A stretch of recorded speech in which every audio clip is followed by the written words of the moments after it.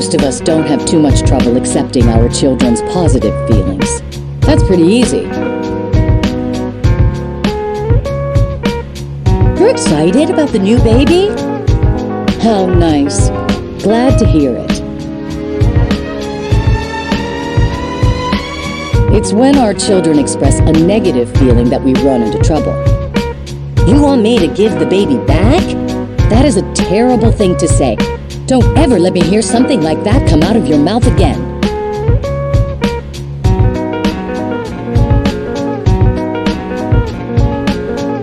We don't want to accept negative feelings because they're so, well, negative. We don't want to give them any power. We want to correct them, diminish them, or preferably make them disappear altogether.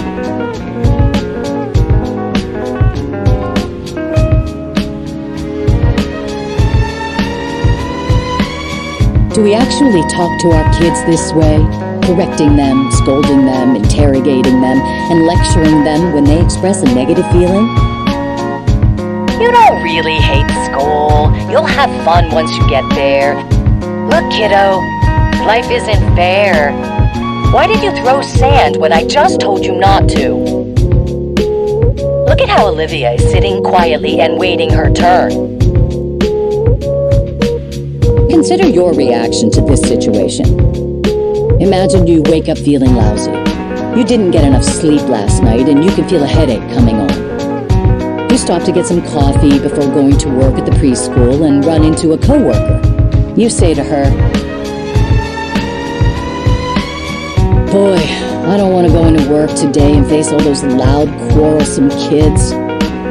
What would your reaction be if your friend denied your feelings and scolded you for your lousy attitude? Hey, stop complaining. The kids aren't that bad. You shouldn't talk about them that way. You know you'll have a good time once you get there. Come on, let me see that smile. Or perhaps a gentle philosophical lecture. No job is perfect. That's just life. There's no use complaining about it. Dwelling on the negative is not productive. Or gave you some advice. Look, you've got to pull yourself together. You know you need this job. What you should do is get rid of that coffee, drink some soothing herbal tea, and meditate in the car before school starts.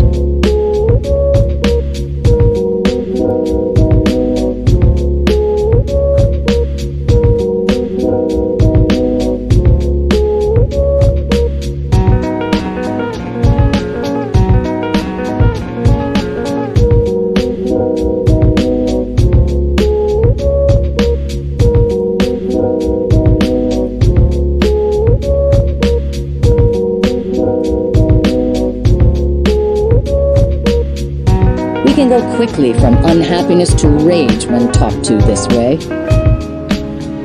And so can our children.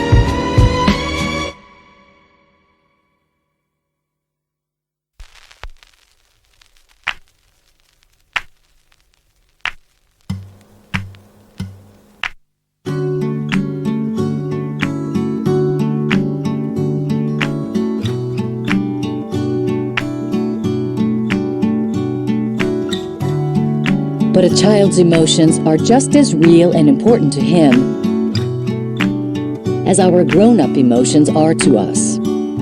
The best way to help a child get over it is to help him go through it. So what would be helpful to hear in a situation like this? My guess is that some of your misery would be soothed if someone simply acknowledged and accepted your feelings. Think about the emotion he is feeling. Name the emotion and put it in a sentence. With any luck, you'll see the intensity of the bad feelings diminish dramatically. Good feelings can't come in until the bad feelings are let out. When a child says, "I hate Jimmy. I'm never playing with him again," instead of course you will. Jimmy is your best friend, and we don't say hate." Try Sounds like you're really angry with Jimmy right now. Something Jimmy did really annoyed you.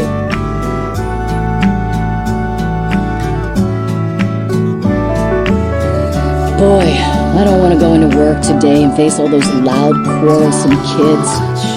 Instead of, hey, stop complaining. The kids aren't that bad. You shouldn't talk about them that way. Try. Oh, it's awful to have to go to work when you don't feel well, especially when you work with kids. What we need is a nice snowstorm, or maybe a very small hurricane that would shut the school down for just one day. When their feelings are acknowledged,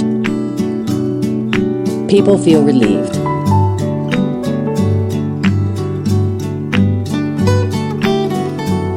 You may have noticed that we don't respond to a child's distress by asking questions. Instead of, are you sad? Did that make you angry?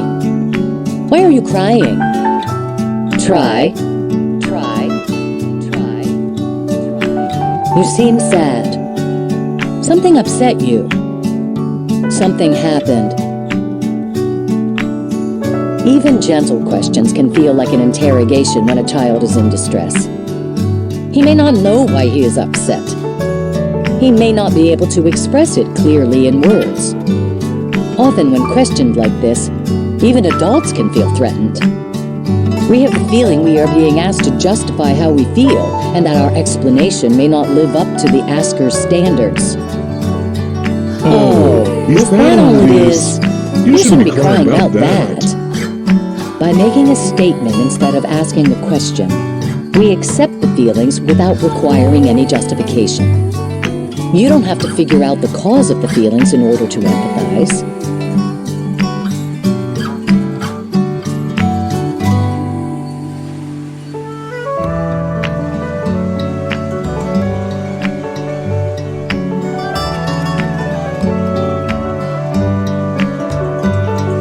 When their feelings are acknowledged, people feel relieved. She understands me. I feel better. Maybe it's not so bad. Maybe I can handle it. The best way to help a child get over it is to help him go through it.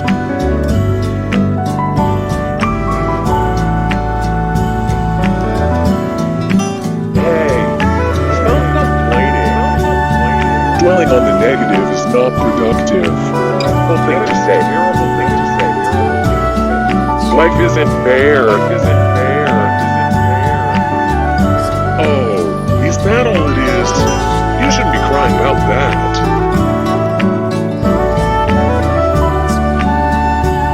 We do these things automatically. Protect against sad emotions. Dismiss what we see as trivial emotions, and discourage angry emotions. We don't want to reinforce negative feelings.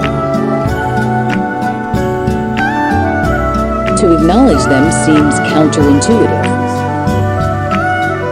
Children need us to validate their feelings so they can become grown-ups who know who they are and what they feel.